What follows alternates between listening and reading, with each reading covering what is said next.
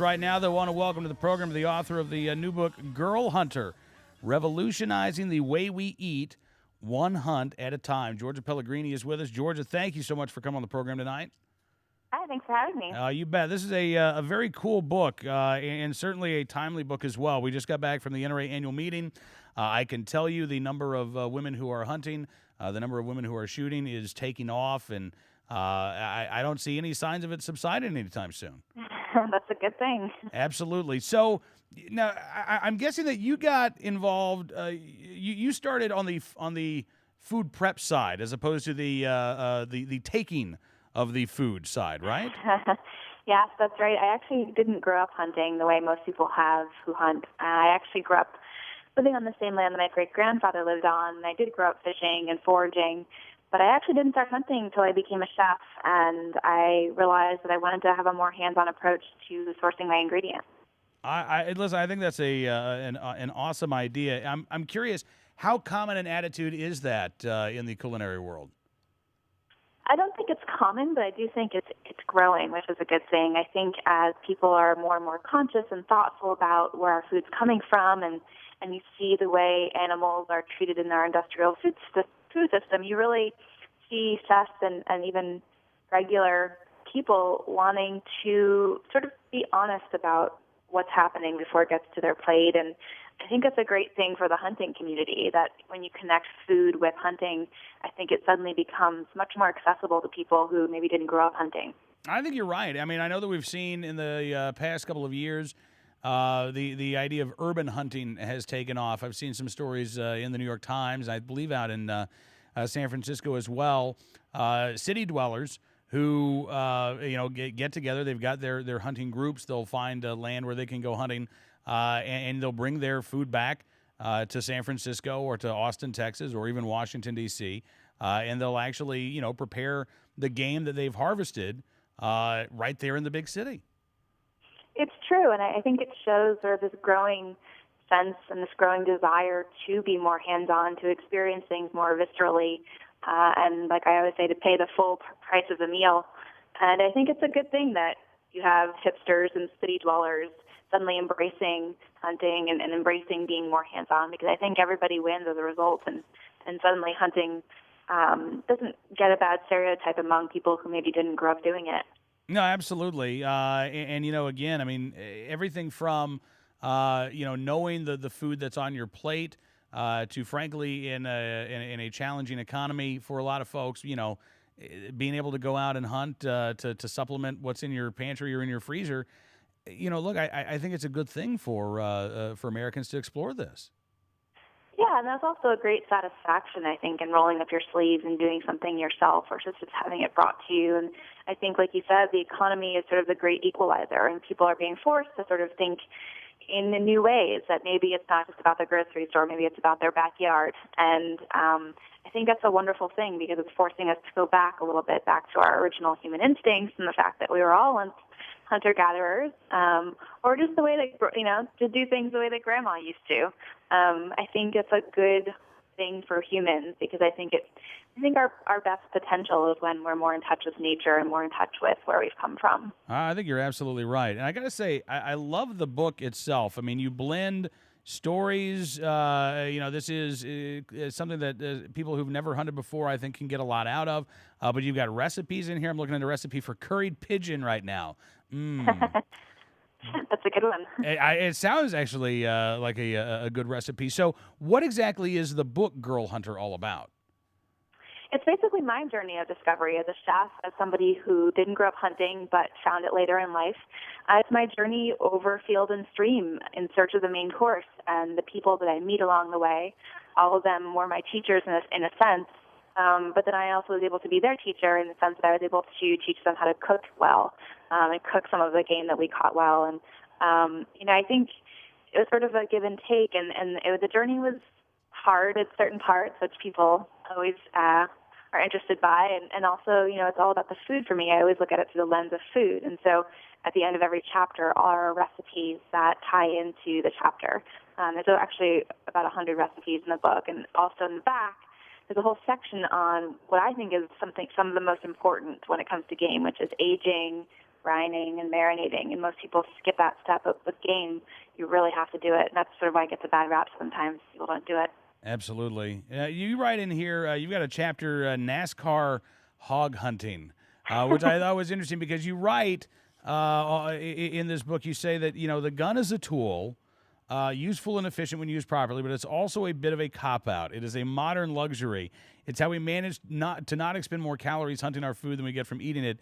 Using bow and arrows would make it a slightly greater challenge, but today, even they've been so improved by technology as to be virtually unrecognizable to those of us, or to those of our ancestors.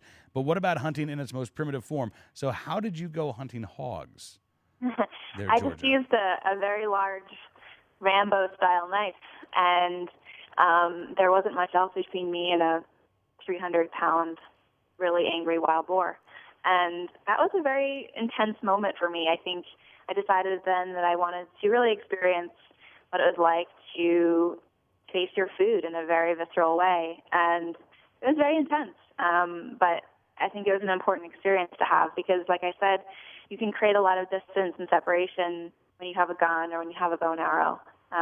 But this has to be very hands-on, and you sort of are participating in the casual way in which nature treats life and death, and also respecting it more and understanding it more. And I think that's important. People have to remember that we're all part of the cycle of life, and it's easy to sort of ignore it. But I think hunting and being very hands-on really embraces it in a very spiritual, important way. I think you respect nature much more that way. Absolutely. So how much hunting do you get to do now, Georgia? I do it quite a bit, actually. This past few months I've been on a pretty intense book tour, so of course it's limited me in a sense, but I get quite a bit of it in. I always like to go back to my favorite places. In the book, it talks a lot about my experience in Arkansas, and which is the first place I began hunting, and my very first hunt was with the commissioner of Fish and Game in Arkansas, which was very lucky. He was a friend of the family of a friend. So I always like to go back to the places because for me, it's always about the people that you're with hunting. It's not even about the place necessarily. It's Right. about the people. Do you find that it's easy? I mean, what do you recommend to women who visit your blog or come up to you and say, okay, I'm now intrigued, but I don't know what to do to actually start hunting? I mean, what do you suggest for women who are interested? I get that a lot, and I get that from women who are very feminine, and they've always felt like they couldn't really do something like this because they were too girly or it was something that their husbands did, and they see me, and I wear mascara and I wear lipstick, and I still go hunting. And so I've actually started doing these girl hunter weekends where I have women who mostly haven't hunted come out and start shooting and experiencing that feeling. But I always tell people to start with a shooting range, feel what it is to shoot a gun and the rhythm of hitting the target. And I also say that more often than not, even if you're in an urban area, you have an uncle or a grandfather or a family friend who's a hunter. It wasn't that many generations ago where people really did hunt often. And so find someone who will be your tutor. Most people who love the outdoors, who are passionate about it, are really willing to take you under their wing. And I hunted with mostly men. I think all men, actually. I don't think I've really hunted with many women at all still at this point, and they've been wonderfully welcoming. I think hunters are a very generous bunch if you end up with the right ones.